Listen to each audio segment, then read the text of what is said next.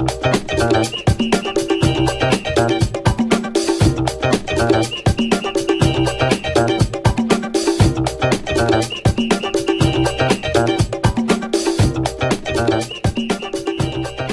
à tous, bienvenue sur Ubrex. Si vous maîtrisez les pas de base comme le crochet qu'on a pu voir dans de précédentes vidéos, aujourd'hui on va voir le six step. C'est pas un pas très facile, mais vous allez voir, on va s'entraîner et on va le réussir ensemble.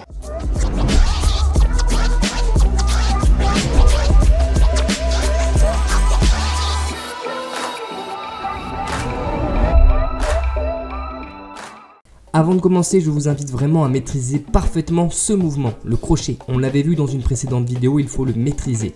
Ensuite, on va positionner le dos. Alors les genoux proches du sol, assez proches des mains, pas trop éloignés. Non, plutôt proches. Et au niveau du dos, on va essayer d'éviter d'avoir le dos courbé ou cambré. On essaye d'avoir le dos droit. C'est vraiment très important au niveau du positionnement. Aussi, on a la posture des doigts, posture de base de break. Le six step, c'est 6 temps. Donc ça, c'est le premier temps. Ensuite vient le deuxième temps. Ensuite, on a 3, 4. Et pour terminer, 5 et 6. On a fini, on a fait un tour. Alors, ne vous en faites pas parce qu'on va venir détailler cela au ralenti. Alors, on va commencer par tendre la jambe droite. Ensuite, on va ramener la cheville gauche dans le creux du genou droit. Là, on se retrouve en crochet. Et on fait simplement changement crochet tout crochet. Donc, à genoux, accroupi plutôt. Et je viens fermer mon crochet. Ensuite, je pousse fort dans l'articulation du genou pour aller tirer et pousser le pied droit derrière. Et pour terminer, je reviens en posture de base.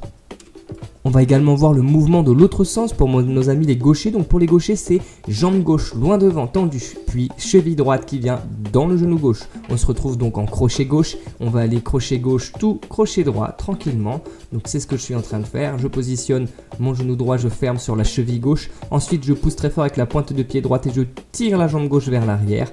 On a bien positionné les mains et on revient. Et pour terminer, on va essayer de positionner notre pas dans le temps. Donc ça va être très simple, on va compter 8 temps, toutes les musiques se comptent en 8 temps et on va essayer à chaque fois de doubler le temps comme c'est un six step. Le six step va se placer en contre-temps. Donc on comptera 1 et 2 et 3 et 3 temps et on rajoute le petit et. C'est le moyen mémotechnique dans sa tête pour pouvoir le positionner sur le son. Quand vous entendez la musique, vous comptez 1, 2, 3, 4, 5, 6, 7, 8, 1 et 2 et 3 et 4 et 5 et 6 et 7 et 8. Et vous ferez par 8 à peu près 2 tours et demi. Un peu de mise en pratique parce que je sens que je vous ai perdu. Regardez bien 1 et 2, 3 et 4.